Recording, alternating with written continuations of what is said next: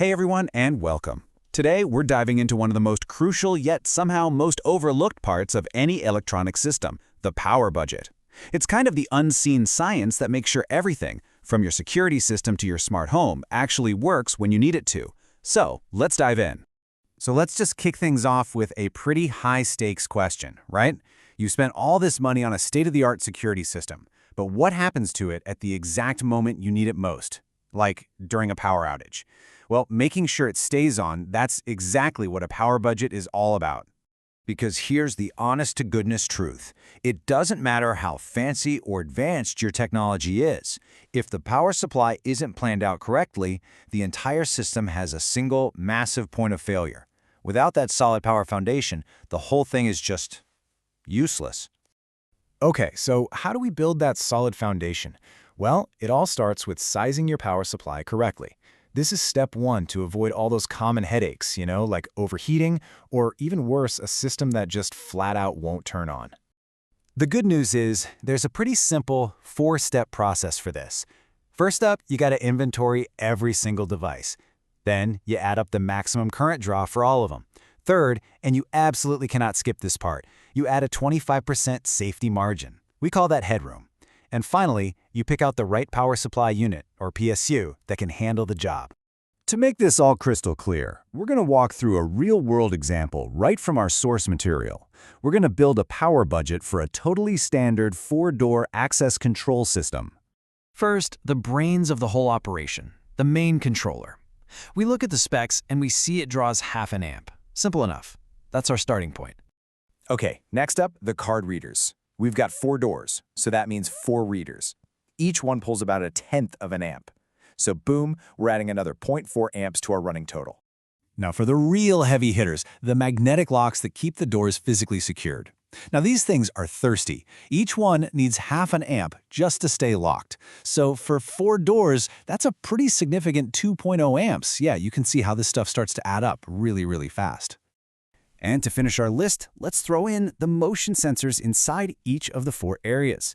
Luckily, these are super efficient, only adding a tiny 0.2 amps for all 4 of them combined. All right, time for some quick math. With the controller, the readers, the locks, and the sensors all accounted for, our total maximum load is 3.1 amps. Now, you might think we're done, but hold on. That is not the number we're going to use to buy our power supply. This next step is the one that so many people skip, and it's why so many power supplies burn out way too early. We take that 3.1 amp load and multiply it by 1.25 to tack on that 25% safety margin. This extra room, this headroom, it makes sure the PSU isn't redlining all the time. That prevents overheating, and you guessed it, makes it way more reliable. This number right here, 25%, is the most important pro tip in this whole section. There's a reason this is the industry standard, okay? That extra capacity handles that little surge of power called inrush current when everything turns on at once, and it keeps the components from being stressed out 24/7. If you remember nothing else, remember this. Always give your power supply this breathing room. It is the absolute key to making your gear last.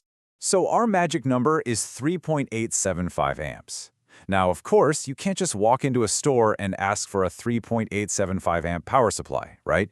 So you always round up to the next available standard size. So for our system, a 4 amp or even a 6 amp PSU would be a perfect, super reliable choice. Okay, so our system is safe from burnout. But what about that power outage we mentioned at the start? Next up, we're going to plan for exactly that scenario. How do you keep this whole thing running when the building's power just disappears? To figure that out, we need to get friendly with a little term called the amp hour, or AH. It's really just a way to measure how much juice a battery holds. And the definition really says it all. A battery with 1 amp hour can supply 1 amp of current for exactly 1 hour. Or you could pull half an amp for 2 hours, or a quarter of an amp for 4 hours. You get it. It's just a simple trade-off between how much power you're using and for how long. And this brings us to a super simple formula for figuring out what size battery you need. You just take your total system load, and listen, this is important, you use the real load, not the one with the 25% buffer, and you multiply it by the number of hours you need it to stay on.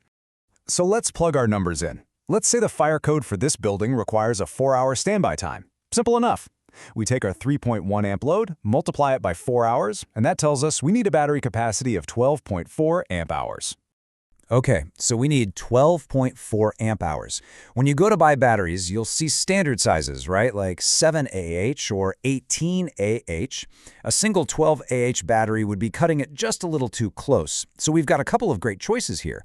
We could just grab a single, bigger 18Ah battery, or, and this is a really cool trick, we can wire two smaller 7Ah batteries together. That gives us a total of 14Ah, more than enough to cover us. So that whole idea of wiring batteries together, that brings us to our next topic, which is a little more advanced but super useful, because how you wire them totally changes what you get. The question is, do you need more power or do you need more time? And this here lays it out perfectly.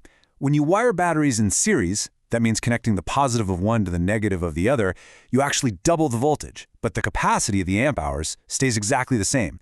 This is how you'd take two 12-volt batteries and make a 24-volt system.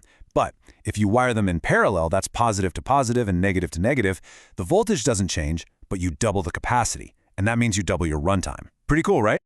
All right, we've sized our power supply, we planned our battery backup. Now it's time for our last and honestly the most critical section of all. We're talking about the absolute non-negotiable rules of electrical safety. You can basically think of the world of electronics as being split in two. You've got low voltage, stuff like 12 or 24 volts. That's generally safe for you to handle yourself. And then you have high voltage, like the stuff coming out of a wall outlet. And let's be blunt, that is lethal.